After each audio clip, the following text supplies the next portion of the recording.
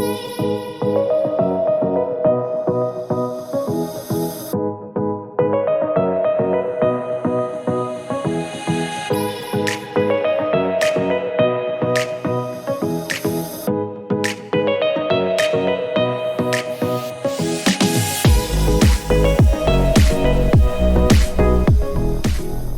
aloha folks, and welcome to the Klipper Golf Course. We're back here in the rocker room again. Weather's still bad, but I'm sitting here with Ryan Wood, our golf course superintendent, and part 2 of our educational series on how to better care for your local golf course. Today we are going to talk about divots. All right. So, you know, for those of you that don't know what a divot is, I'm sure everyone does, but that's that chunk of grass you take out of the fairway when you're hitting your beautiful approach shot into the green. But, you know, whenever we take a chunk out of the golf course, that hole needs to be repaired.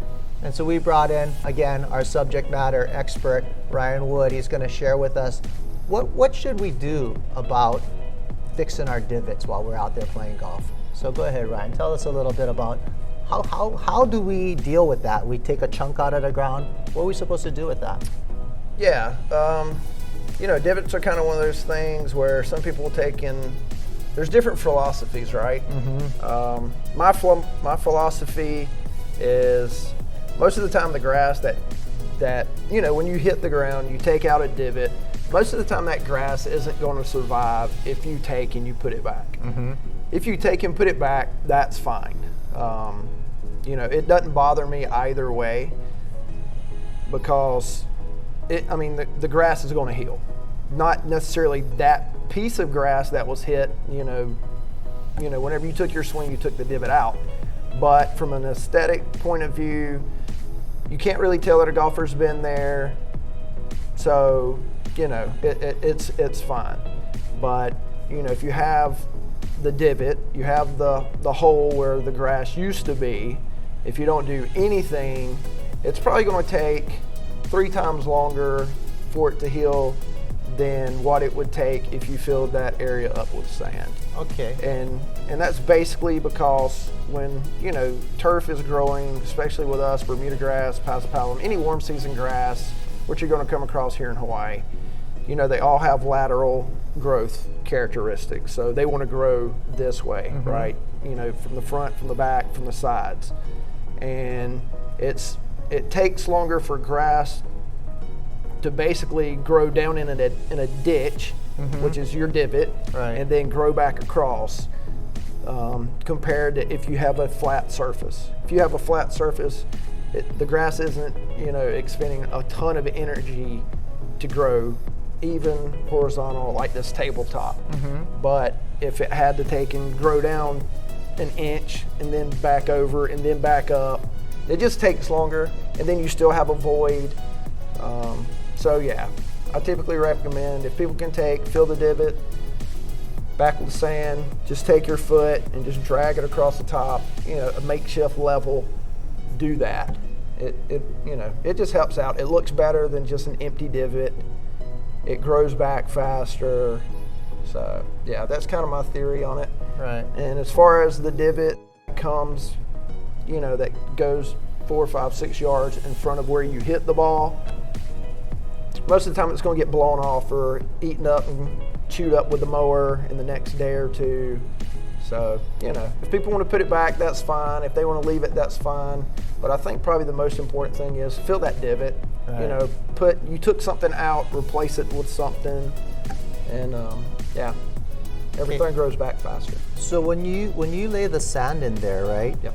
You're actually laying the sand back, or putting the sand in so that it's the same as the ground level, right? Where right. the soil is. Right. And then that allows the grass to go out laterally into that sand. Right.